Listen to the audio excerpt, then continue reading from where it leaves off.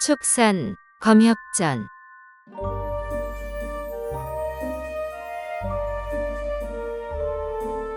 62화 대가장과 여가장.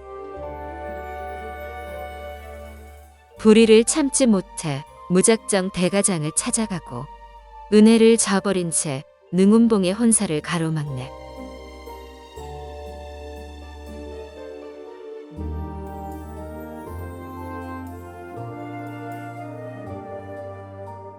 남문을 나간 후 십리를 더 걸으며 여러 사람에게 물어보고서야 대가장이 장사에서 50리 떨어진 백약포 서편에 있음을 알았다.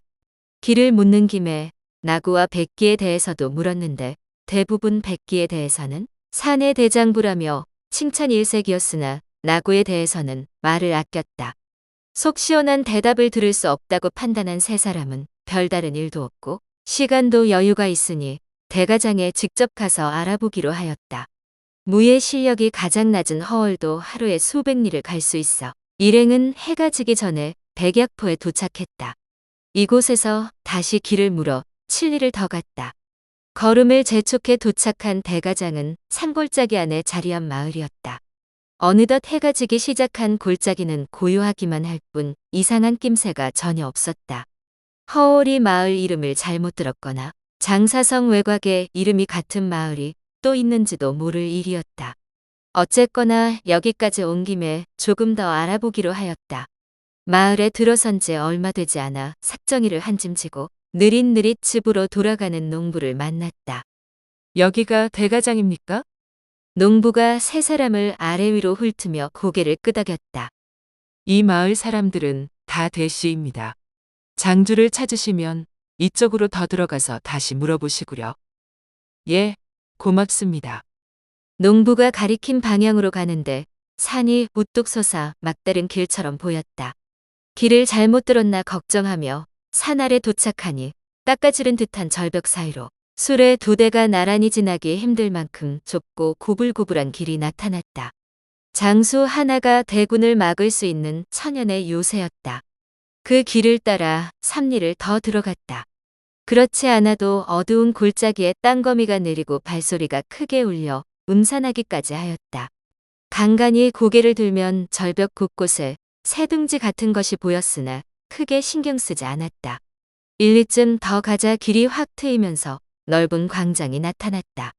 광장 왼쪽으로 민가 100여 채가 있고 산기슭 쪽으로 산세를 따라 네모반 듯하게 만든 계단식 밭이 있었다. 한겨울이라 농작물은 없었다. 그 사이 날이 완전히 저물었다. 가까운 집으로 발걸음을 옮기는데 대문이 열려있고 간간히 배틀 소리가 이어졌다. 마침 밖으로 나오던 중년 남자가 대문 앞에서 서성이는 세 사람을 발견했다. 뉘시오? 여기가 대가장입니까? 마침 젊은 남자가 나오자 중년 남자가 그에게 무어라 속삭였다. 젊은 남자가 조심원을 힐끗 쳐다보고는 다시 사라졌다. 중년 남자가 그제야 조심원에게 답했다. 대가장이 맞소만, 뉘시오? 우리 마을엔 무슨 일로 오셨소? 강호에서 나름의 경험을 쌓은 조심원과 허월은 나구가 주점에서 심각한 표정으로 뛰쳐나가자 당연히 수하를 이끌고 무고한 대가장 사람들을 괴롭히러 갔다고 생각했다. 이에 불의를 참을 수 없어 당장 달려온 것이다. 한데 대가장 사람이 평온하게 왜 왔느냐고 묻자 할 말이 없었다. 황영극은 워낙 말수가 적은 사람이고 그나마 경험이 많은 조심원이 나서서 궁색하게 둘러댔다. 내일 대가장에 장이 선다기에 명절용품을 장만하러 왔습니다. 중년 남자가 피식 웃고는 들어가 버렸다. 사실 조심원 스스로도 어처구니가 없었다. 새해가 이틀밖에 안 남은 데다 명절용품을 사러 일부러 시골장에 찾아가는 사람이 어디 있겠는가? 별소득 없이 발길을 돌리는데 황연극이 이렇게 중얼거렸다. 우리가 너무 바보 같았습니다. 놈들이 주점을 나가고 우리도 금방 나왔잖아요. 나구는 대단할지 모르겠지만 그 졸개는 대부분 변변치 않은 놈들이라 우리 걸음이면 진즉에 따라잡고도 남았을 텐데 여기까지 오는 동안 놈들을 봤다는 사람이 아무도 없었지요. 아무래도 대가장이란 말이 속임수였나 봅니다.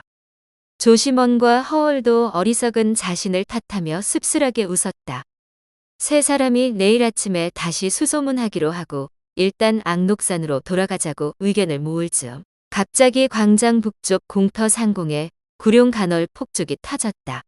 큰 사발만한 빛이 번쩍하더니 9줄기 불꽃이 꽃 모양으로 퍼지며 화려하게 밤하늘을 수놓았다. 산골 마을에서 이렇게 화려한 불꽃놀이라니 제법 살만한 모양입니다. 허울이 이렇게 중얼거리며 다 함께 돌아서려는데 느닷없이 요란한 징소리가 울렸다. 처음에는 새해를 앞두고 미리 울려보는가 했는데 꼬리를 물고 이어지는 수많은 징소리가 온 산을 뒤엎을 것 같았다. 징소리에 살기가 서렸어요. 허대협이 잘못 들은 것이 아니라면 그놈들이 행패를 부리러 온 것이 아닐까요? 황연극이 말을 마치자마자 징소리가 멈추고 마을을 둘러싼 산기슭을 따라 환한 불이 켜지더니 광장 북쪽에서 한 무리의 사람들이 몰려왔다. 세 사람이 무슨 일인지 어리둥절한 사이 무리를 이끄는 두 남자와 한 여자가 코앞까지 왔다. 가장 연장자로 보이는 남자는 18원 연자삭 두 자루를, 다른 한 남자와 여자는 20살 전후로 각각 장창과 쌍검을 들었다. 나머지 사람들이 구호에 따라 넓게 벌려서서 조심원 일행을 에워싸자 연자삭을 든 남자가 크게 외쳤다. 나고의 졸개는 당장 목숨을 내놓아라. 허울은 허씨 집안의 전통을 빼다가 장창을 든 남자가 무척 낯이 익어 이상하다 생각하며 눈을 떼지 못했다.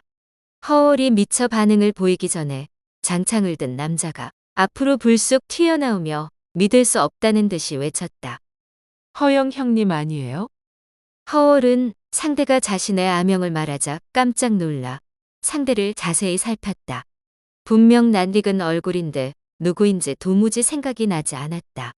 상대는 이미 허울을 알아보고 사람들을 제지하며 공손히 예를 취했다. 형님, 저 13째 허철아예요. 지금은 다들 허초라고 부릅니다. 집 떠난 지 벌써 12년이네요. 설마 동생을 못 알아보는 거예요? 허울은 그제야 12년 전 무공을 배우겠다며 집을 나간 13째 동생이 생각났다. 허초는 숙부의 아들 8중 막내로 아명이 허철하였다. 어려서부터 글방에 가지 않고 몰래 허울 집에 와서 허씨 가문의 절기 이화창을 익히는 허울을 훔쳐보고는 하였다. 그렇게 초식을 외우고 홀로 꾸준히 연습하며 글 공부는 뒷전이었다. 그러다 9살 때 아버지에게 들켜 호되게 혼나고 집을 나가버렸다. 그 후 오랫동안 소식을 알 수 없었고 이렇게 다시 만날 줄은 꿈에도 몰랐기에 허씨 형제의 기쁨은 이루 말할 수 없이 컸다. 허울이 황영극과 조심원을 소개하고 허초도 같이 온 사람들을 소개했다. 연자삭의 주인은 대가장 장주인 비길인 대영옥이고 여자는 그의 동생 등평선자 대상령이다. 피차 적이 아님을 확인한 후 대영옥이 허울 일행을 집으로 초대했다. 허울은 아우와 회포를 풀 수 있어 반겼고 황영극과 조심원도 나고와 관련된 이야기를 들을 수 있겠다 싶어 마다하지 않았다. 전란이 지나가 다들 평온한 모양새인데 이곳은 방비가 무척 철저하군요. 혹시 주변에 도적 떼소굴이라도 있습니까? 조심원의 질문에 허초가 얼른 답했다. 말하자면 좀 깁니다. 집에 가서 큰형님과 같이 말씀 나누시죠. 등불이 여전히 밝은 가운데 6사람이 발걸음을 옮기자 나머지 사람들도 대열을 맞추어 뒤따랐다. 멀리서 온 손님을 맞이하느라 깜빡 잊었구나.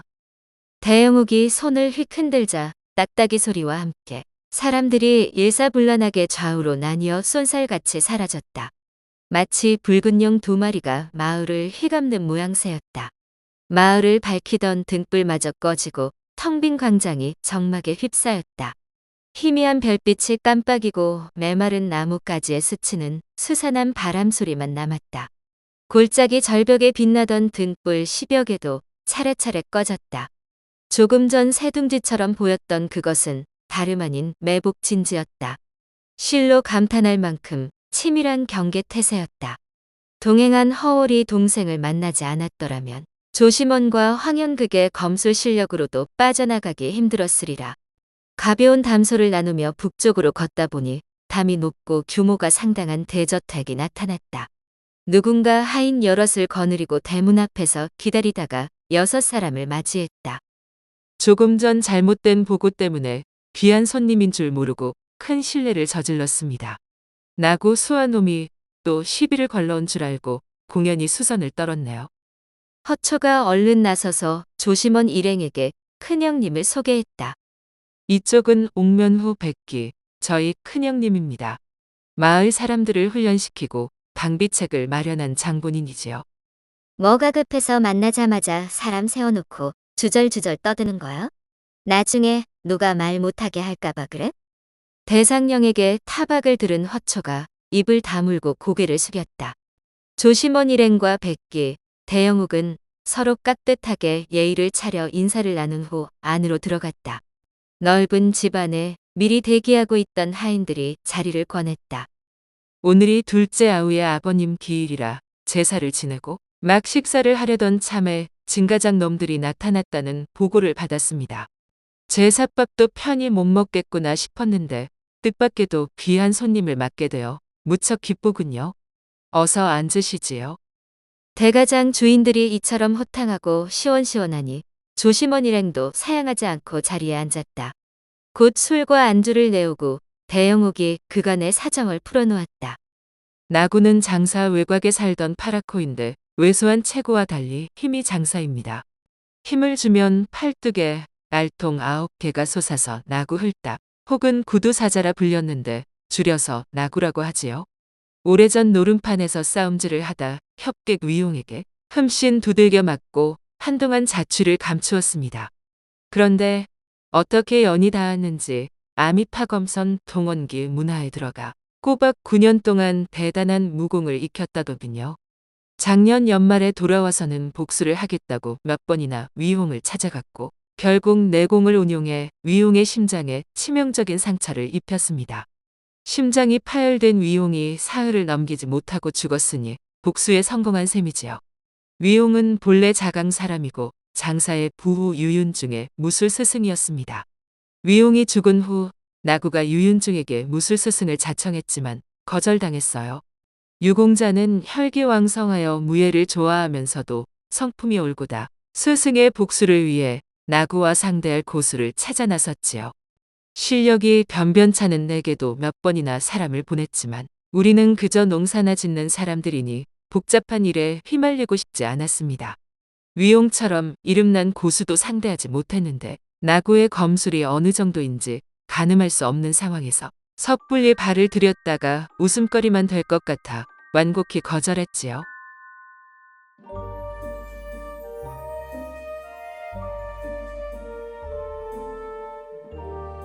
다음 화에서 이어집니다. 더 좋은 콘텐츠를 제작하기 위하여 구독과 좋아요, 알림 설정 부탁드려요.